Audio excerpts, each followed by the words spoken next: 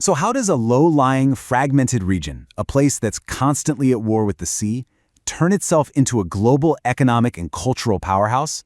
We're going to unpack the incredible story of the Netherlands, from its waterlogged beginnings all the way to its place on the world stage. All right, let's jump right in. Here's how we're going to break it down. We'll start with the land itself, forged by water, and meet its earliest people. Then, we'll see how a patchwork of feudal states got stitched together.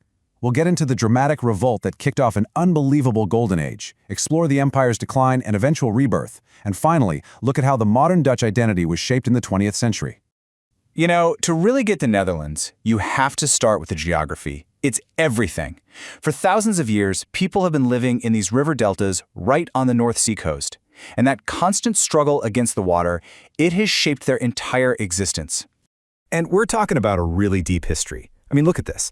On the left, you've got this little oak figurine from way back, around 4500 BC. That tells you people have been here forever.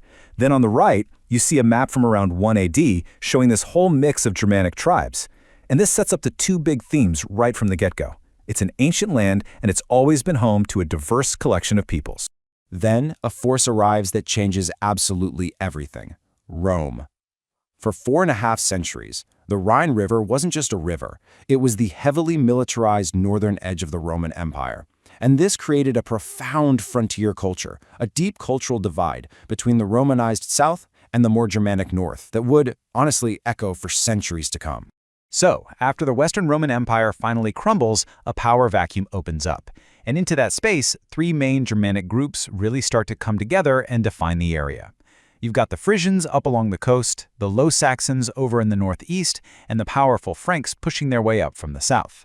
These three groups, they're the bedrock of what's eventually going to become the Netherlands. Okay, so let's jump forward into the medieval period. Now, this was not a time of unity, not even close. It was an era defined by fragmentation, creating this complex, patchwork of different powers, and that legacy is something you can still feel today. Things were shifting constantly.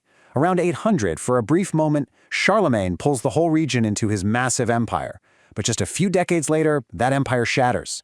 The area becomes part of this weak, short-lived kingdom caught between what would become France and Germany. And all the while, Viking raids are just hammering the coast, which actually empowers local lords to carve out their own little kingdoms. So for the next 400 years, the region is just a messy collection of small, competing states. So you've got to get this patchwork idea in your head. For most of its history, you can't think of the Netherlands as one country.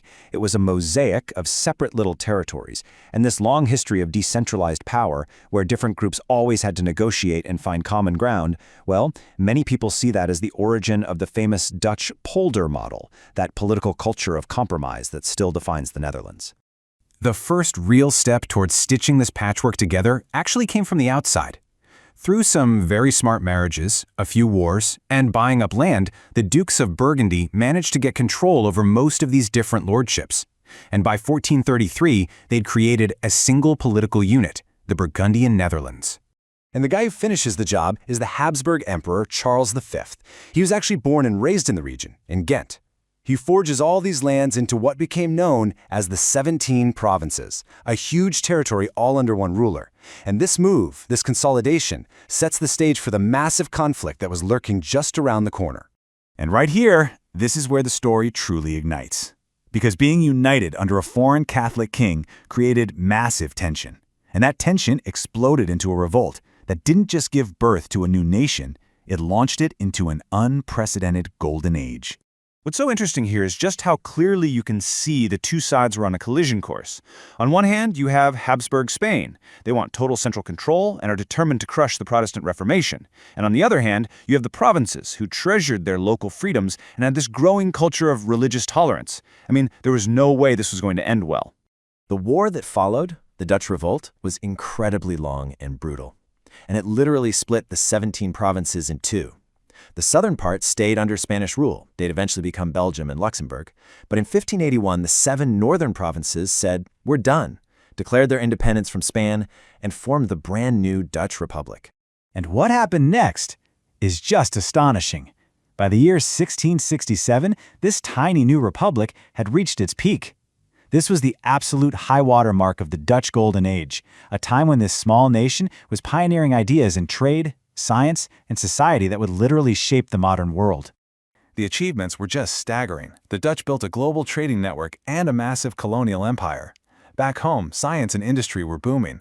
Their famous religious tolerance drew in skilled merchants and brilliant thinkers from all over Europe, and Amsterdam became the world's leading financial center. They basically invented things we take for granted, like the first public company and the first modern stock exchange. Now, the engine driving this whole empire was the Dutch East India Company, the VOC. You could argue it was the world's first multinational corporation. It was a state-backed monster with the power to wage war, sign treaties, and build colonies, and its influence was just immense. But let's be clear, as our source notes, it was all built on a brutal foundation of colonialism, invasion, and resource extraction around the world. But as we all know, golden ages don't last forever. The 18th century saw the incredible power of the Netherlands start to fade, which led to a period of decline, foreign occupation, and eventually a total reinvention. Which really makes you ask the question, how on earth could a nation that basically dominated the world stage fall from such incredible heights so quickly? Well, it wasn't just one thing. First, they got bled dry fighting endless, costly wars against their much bigger neighbors, Britain and France. Then, the English captured key colonies, most famously taking New Amsterdam and renaming it New York.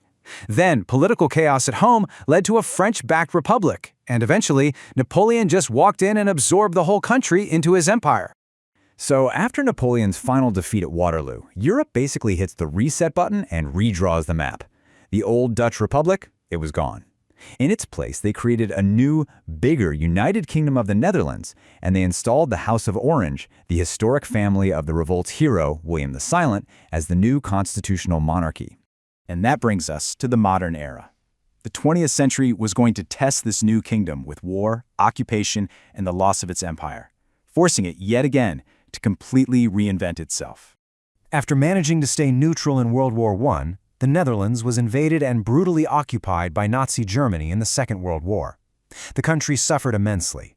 The Nazis, with help from local collaborators, murdered nearly the entire Jewish population of the country. And in the decades after the war, the Netherlands also witnessed the end of its colonial empire as Indonesia and then Suriname gained their independence. But out of all that devastation came this remarkable reinvention. Helped by the American Marshall Plan, the Dutch economy recovered incredibly fast.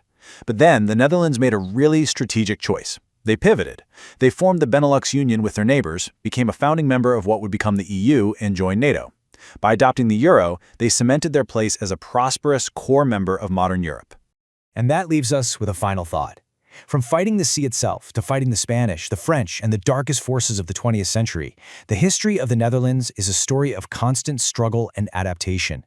It really makes you wonder, in a world facing brand new challenges, what will this incredibly resilient nation fight to become next?